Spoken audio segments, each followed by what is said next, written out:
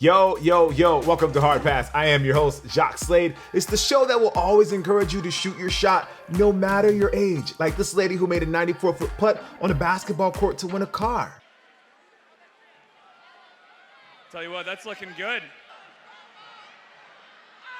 Miss Marianne! That woman must read greens like Tiger Woods. I wish I had her short game, honestly.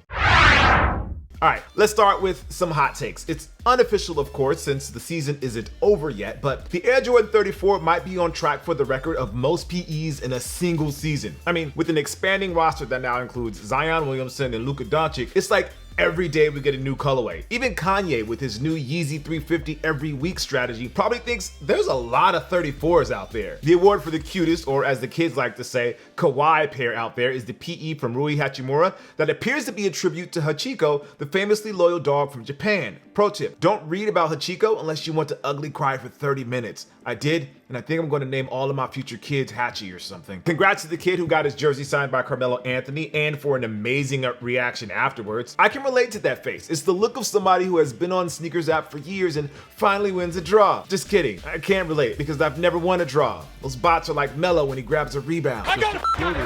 Wrestling legend Goldberg won the WWE Universal Championship on Thursday as he handily defeated The Fiend after a months-long reign of never losing or seemingly never taking damage. And a sign that the WWE is just like sneaker culture. Instead of trying new things and pushing the narrative forward, they decided to bring back an old favorite to increase sales, or in this case, TV ratings. Goldberg is like a pair of OG 11. You just can't let go. P.S. I reserve the right to change this take if, like, between the time I record this and the episode goes live, Kofi Kingston wins the title again because Vince McMahon can't make up his mind. Kofi Mania forever, but you knew that already. This past week, we celebrated the 5th anniversary of not only the dress, you know, the one that people couldn't figure out if it was white and gold or blue and black, but it was also the 5th anniversary of the llamas that got loose. It was the greatest day in social media history, and considering everything that's happened since, it might still be the greatest day in social media history. For the TikTok generation, this would be like Old Town Road and the Fire Festival drama happening on the same day, and Ja Rule is riding a bamboozled llama or something. It was crazy. Offset made his acting debut on NCIS LA. He will be playing an undercover CIA agent alongside LL Cool J and the guy who played Robin in Batman movies like 25 years ago. No word on whether he's going to be wearing a pair from his new infamous sneaker wall that features the history of Air Jordans from 2020 all the way back to like 2018.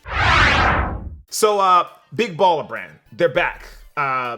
Baby, or what, I don't know how to say it. LeVar Ball recently posted a video on social media declaring that the world's most infamous brand, my words, not his because I muted the video halfway through, was making a comeback. They have a new online shop now where you can buy leftover stock of Lonzo Ball's second BBB signature shoe and Jello's first, along with new apparel, which I have to say is quite interesting. Like, take this Jello hoodie that is clearly a knockoff of the Jello logo. Like, what is that? That looks like something you find at a parody t-shirt shop in the middle of the mall and wonder why it never gets sued after gimmick infringement.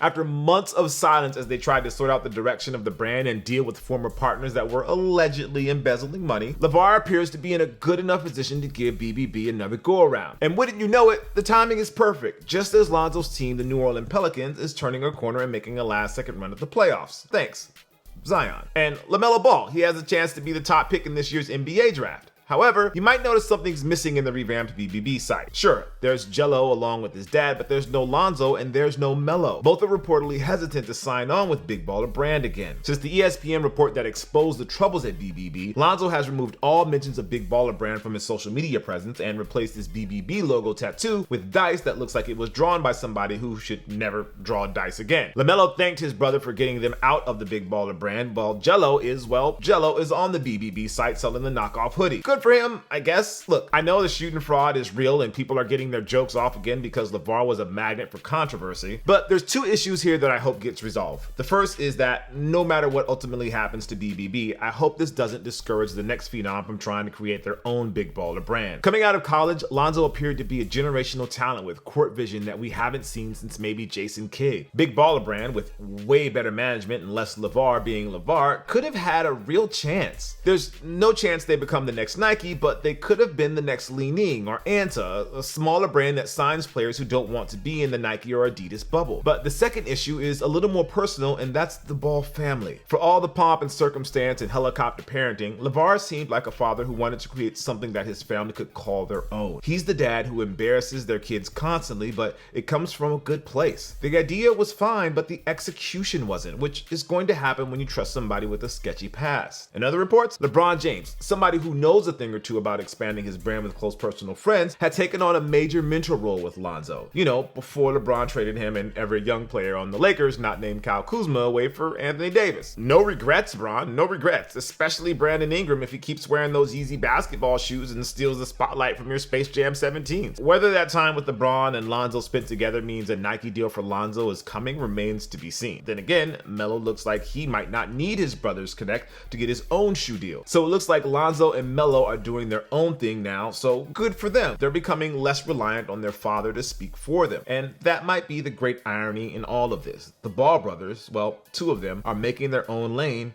and that's honestly the real big baller move.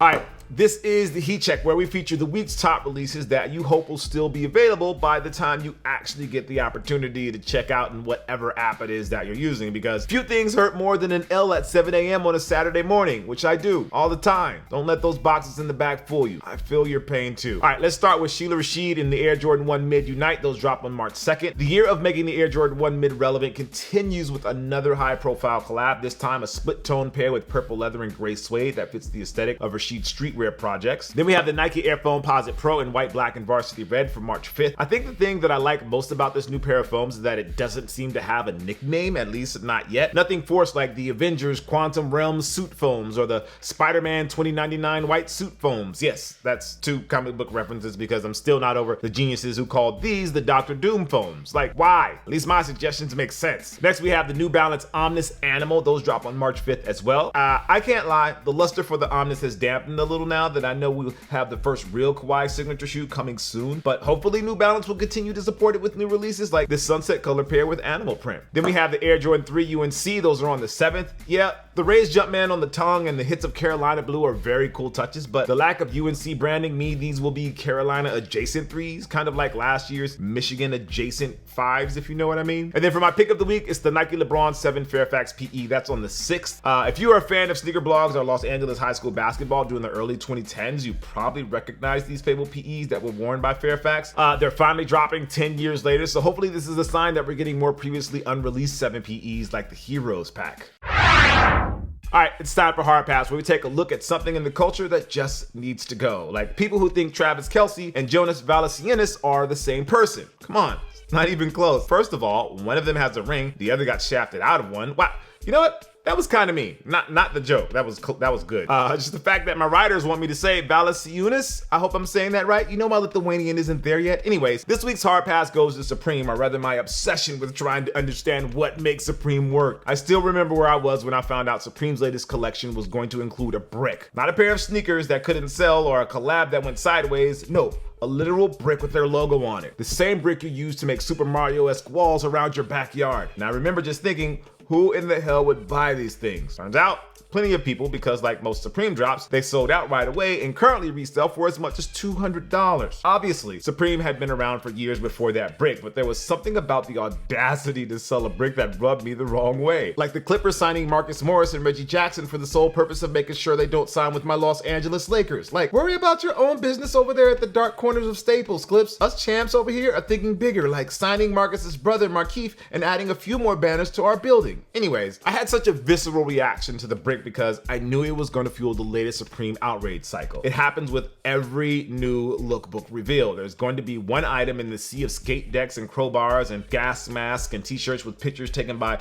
photographers accused of sexual assault that's going to raise the eyebrows of everybody who loves Supreme and everybody who wonders what the big deal is. It's not like there aren't other brands out there who have equally obnoxious collaborations in a blatant attempt to replicate what Supreme has so clearly mastered. And what sometimes happens when mastery has been achieved, Supreme Supreme appears to be just content with slapping their logo on any old thing and calling it a day. We've gone from SB Dunks that had the nerve to add elephant print to Air Force Ones with iron-on logos. And yet, it's celebrated for its alleged subversive middle finger to the culture and will likely garner a high resale value. Supreme's cachet with the kids is the reason why one of my writers went inside the Fairfax store for the first time in almost a decade to buy some overpriced pouches for his nephews. Sure, he could have taken the time to gift them something unique and a one-of-a-kind that hopefully they'll cherish for the rest of their lives, but no, he bought those pouches because it was easy clout for the gram. This season's latest version of the brick, in my opinion, is the Supreme Oreo collaboration. It's basically the same pack of Oreo cookies that you can buy at any gas station for $2, but turn the cookie red, include their box logo on it, and now it's magic. As of this recording, a pack of this unreleased collab is going for nearly $90,000 online. Like, why and how? It's that frustration that I'm trying to get over because I know they're capable of more. When I see a Supreme collab that's not just a copy and paste job like the SB Dunks I mentioned earlier, I appreciate it because it was an attempt at something different. When I see them just put their logo on another product like a skater tagging a hard to reach place, it just feels shallow. And yet, Supreme is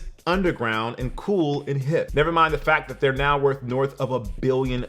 Even though they might present themselves as being against the establishment, they are the establishment now. They set the tone that other brands try to copy, and I'm not here for it at all. I just want them to try. I feel the same way about Supreme that sports writers and talking heads like Bill Simmons feel about Shaquille O'Neal. There are few forces in the culture that have been as dominant and as overwhelming as the big fella, but in the back of your mind, you always knew he was capable of more. Instead of 4 championships, Shaq should have like 7 or 8. But because he wanted to be a mogul and a businessman on top of being an all-time great basketball player, there had to be the sacrifice of time and priorities. And now Shaq is doing commercials with the General. I guess what I'm trying to say is that Supreme is in the general phase of their brand history, and I really wish they would get out of it soon for my sanity. But if anybody has the plug for those Oreos, just shoot me a DM. I'm here for the resale. All right, that's gonna do it for the show. Thank you guys for watching Hard Pass. I am Jacques Slade, and I'll see you next week, but not before I apologize to Shaq. Big fella, I know we Laker fans gave you a hard time because you never figured out how to shoot like 60% of your free throws. But